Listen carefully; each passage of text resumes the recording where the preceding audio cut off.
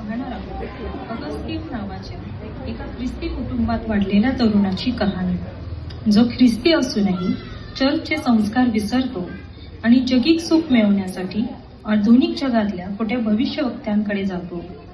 त्यामुळे तो अस्वस्थ राहू लागतो आणि त्याच्या जीवनातली शांती गमावतो. त्याच्या जीवनात त्यामुळे समस्या निर्माण होतात. अखेर त्याला समजून चुकतं की आपल्या जीवनात प्रभू नसल्यामुळे आपल्या जीवनात शांती नाही. जीवनाची खरी शांती प्रभू येशूच आहे. आणि मनुष्याचा पुत्र हरवलेले शोधण्यास या जगात आला. हे वचन त्याच्या जीवनात कसे कार्य करते हे आपण पुढील नाटकात पाहूया. तर आपण पाहूया अगस्तीनची गोष्ट, जिचे नाव आहे शांती.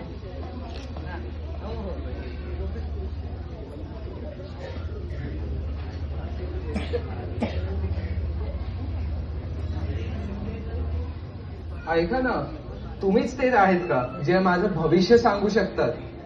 हो. ह्यासाठी मला काय सांगावं लागेल तुम्हाला, ज्याने तुम्ही मला माझं भविष्य सांगू शकतात? मला तुझ्या जन्मतारीख आणि डेट सांग आणि मी तुझं भविष्य सांगते. अच्छा, मी 12 सप्टेंबर 1999 सकाळचे 6:30 वाजता जन्मलेलो आहे. हे घे तुझी पत्रिका. धन्यवाद.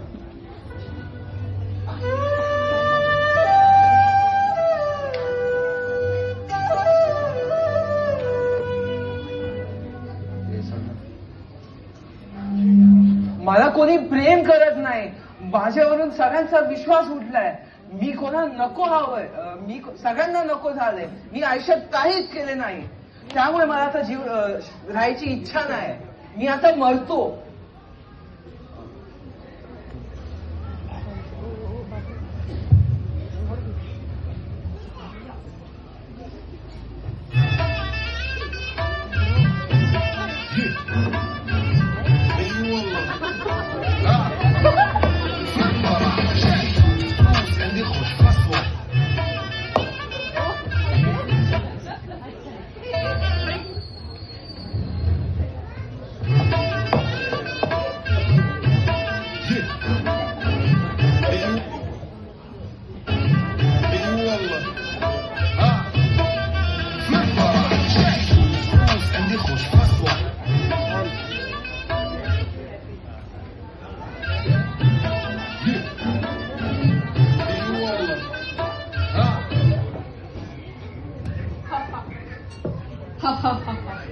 अरे, तू तर खूप खुश वाटतोस. इतका खुश तू कसा आहेस? मी दारू पितो, नाचतो आणि मी खुश असतो. जर का मी पण दारू पिलं, मी पण नाचलं, मी पण खुश राहील. हो. अरे वा.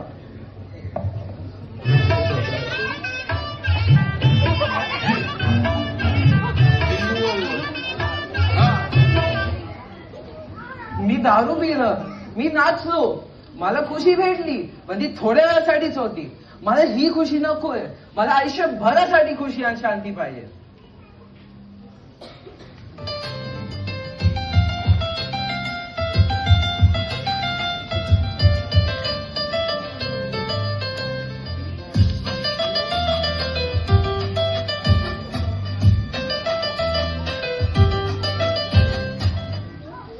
दादा, हे बघ ना, मी कालच स्किन केअर केली आहे. माझं फेस बघ, किती छान दिसतीये. मी आता ठरवलंय, मी फक्त खुश राहीन. मी फक्त स्वतःची काळजी घेईन. हो, मी पण स्वतःचीच काळजी घेतो. मी पण आता हॉकी खेळून आणि ग्राउंडचे 5 राऊंड मारूनच चालेल. ताई, दादा, तुम्ही इतके खुश दिसत आहात. तुम्ही इतके खुश कसे राहतात? अरे काही नाही, फक्त स्वतःचा विचार कर, स्वतःची काळजी घे, स्वतःचं स्किन केअर कर आणि सगळ्यात खुश राहा. मग बघ तू किती खुश राहील. अच्छा, म्हणजे जर का मी पण स्वतःची काळजी केली, मी पण स्वतःवर प्रेम केला, मी पण तुमच्यासारखं खुश होईल. हो. आतापासून मी पण माझी काळजी आणि प्रेम करेल.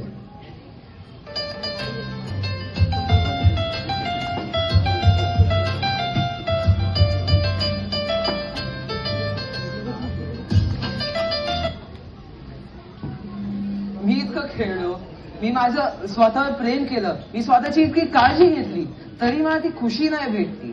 मला आयुष्यभरासाठी शांती आणि खुशी पाहिजे.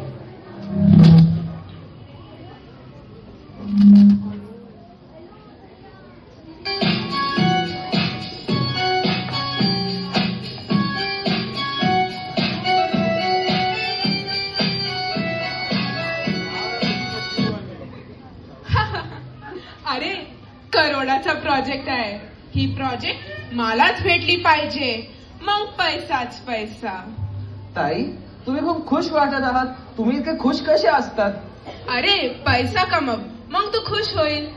जर का मी पैसा कमावेल तुमच्यासारखं तर मी पण खुश राहील. हो, तू माझ्या कंपनी जॉईन करू शकतो.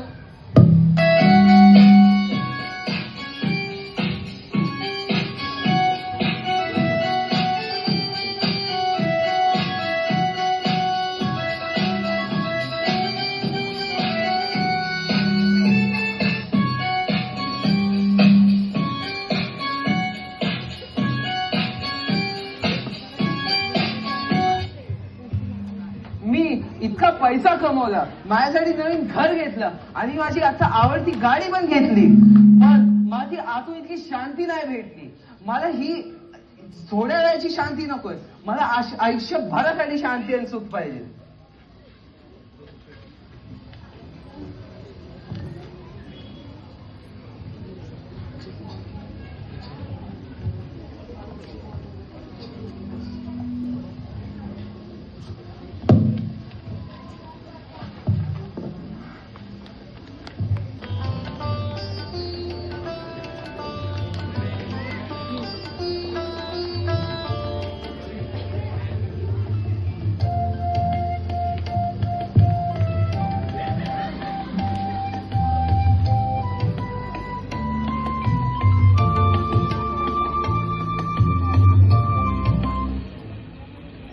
प्रभू तुम्हा बरोबर असो.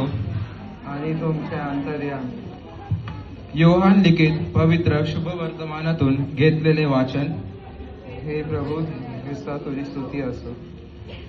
येशूने त्यांना उत्तर दिले, मी तुम्हाला खचित खचित सांगतो, तुम्ही चिन्ह पाहिलीत म्हणून नव्हे, तर भाकरी खाऊन तृप्त झालात म्हणून माझे शोध करता. नाशवंत अन्नासाठी श्रम करू नका, तर पिता जो देव याने ज्याच्यावर शिक्का मारला आहे तो मनुष्याचा पुत्र तुम्हाला सार्वकालिक जीवनासाठी अन्न देईल. त्यासाठी श्रम करा. प्रभूचे शुभ वर्तमान. हे प्रभू. बंधू भगिनींनो, तुम्ही जे ख्रिस्त शरीर घेता त्याचे सारखे व्हायचा प्रयत्न करा. आपण जेव्हा येशू सारखे विचार करतो, आपण पाप करत नाही. स्वतःला फक्त एक प्रश्न विचारा, जर आम्ही पाप केले नाही तर आमचा एवढा चांगला होईल. तो नम्र होता, क्षमाशील होता. तो नेहमी अब्बा पित्याच्या इच्छेप्रमाणे जगला. प्रत्येक कुटुंबामध्ये आईने, वडिलांनी, मुलांनी जर येशू सारखा विचार केला तर भांडणं होईलच नाही.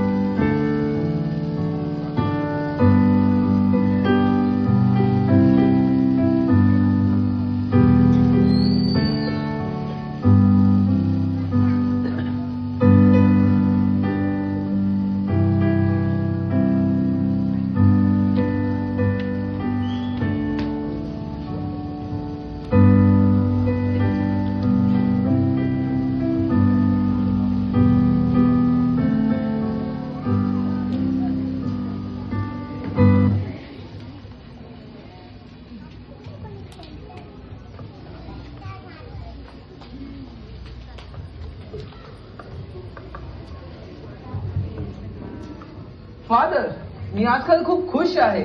मी तुम्ही सांगितल्याप्रमाणे सगळे गोष्टी करतो. मी माझ्यापेक्षा जास्त माझ्या शेजारच्यांवर प्रेम करतो आणि मी दर रविवारी न चुकता मी चर्चला पण यायला लागतो. ह्यामुळे मला आजकाल खूप खुशी भेटतीये. आणि मी आजकाल प्रायश्चित साक्रिमेंटला पण जात असतो, ज्याच्याने प्रभू मला दुसऱ्यांना क्षमा करण्याची शक्ती देऊ शकतात, ज्याच्याने मी दुसऱ्यांना अजून प्रेम करू शकतो. अरे जा आणि येशू बद्दल लोकांना सांग आणि त्याच्यासाठी जीवन जग. धन्यवाद फादर. येशू महाराजची येशू महाराजची येशू महाराजची धन्यवाद.